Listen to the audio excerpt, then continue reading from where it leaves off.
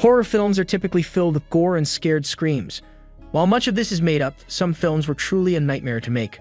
From lengthy retakes to inclement weather, the actors and crew can go through hell while filming. Here are 5 bleak behind-the-scenes anecdotes from classic horror flicks.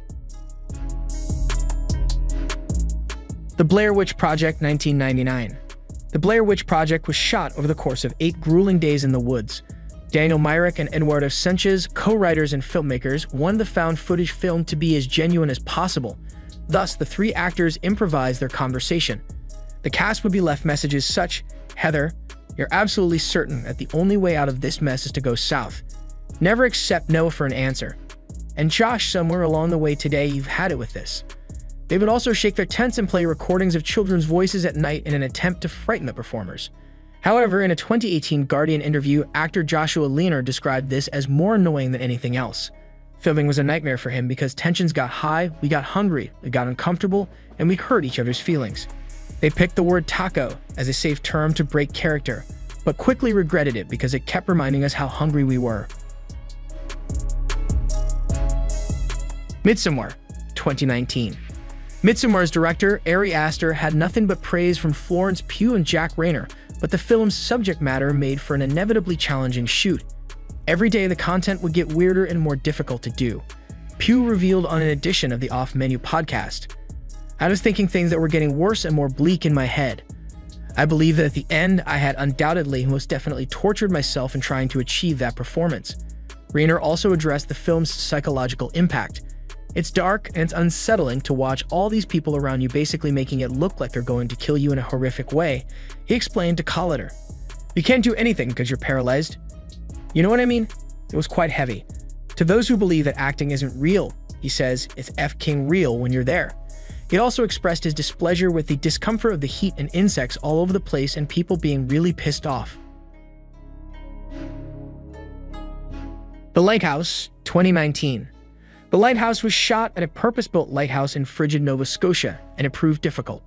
"There were days when I wanted to die," director Robert Eggers told Rolling Stone, "and I love the cold."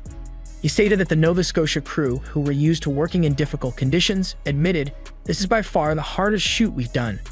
While he admires Eggers, actor Robert Pattinson told Interview magazine that filming the sequence in which he is splashed by water while walking down the beach was the closest I've come to punching a director because it was like some kind of torture. "What the heck is going on?" Pattinson exclaimed after the 5th take. "It's as if you're spraying a fire hose in my face." Eggers said, "I am spraying a fire hose in your face."